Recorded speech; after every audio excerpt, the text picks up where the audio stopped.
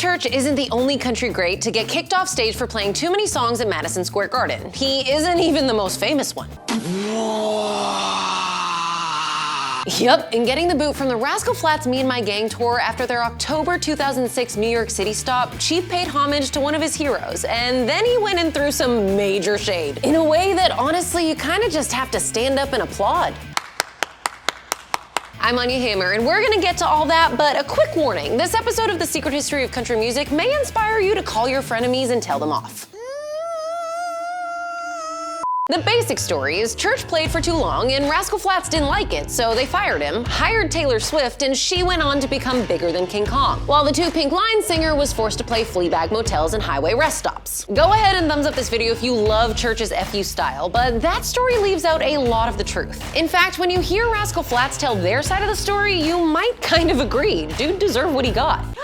You see, Gary, Jay, and Joe Don asked him nicely 3 times to quit playing past a certain point, saying he could start as early as he wanted. The problem was, if he's late, they're late, and then they have to pay a fortune to their crew and stagehands, a fortune times 2 in New York City, where he played too long a 4th time. And then he was told to take his horse back to the Old Town Road. I got the horses in the bag. They told Country 92.5 back in 2014 that they felt like it was kind of like a middle finger. They might have been right on the money there. Church would tell Playboy magazine he actually wanted off that tour ASAP, so he started to break the rules. Yeah, take that, establishment.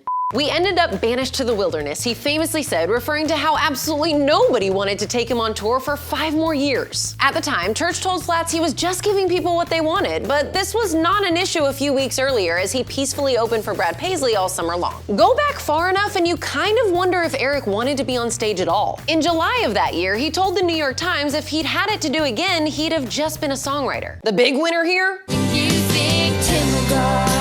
Yeah, then 16-year-old Taylor Swift finished the tour with just an acoustic guitar and later sent Church her first gold record with a note that said, "Thanks for playing too long and too loud on the Flatts tour. I sincerely appreciate it." Don't worry, they're friends. Years later, Flatts say they're friends with him too, even though he punked them for the remainder of their Me and My Gang tour. Yep, Church followed him city to city and played free club shows while they filled arenas, calling it the, and wait for this, Me and Myself tour.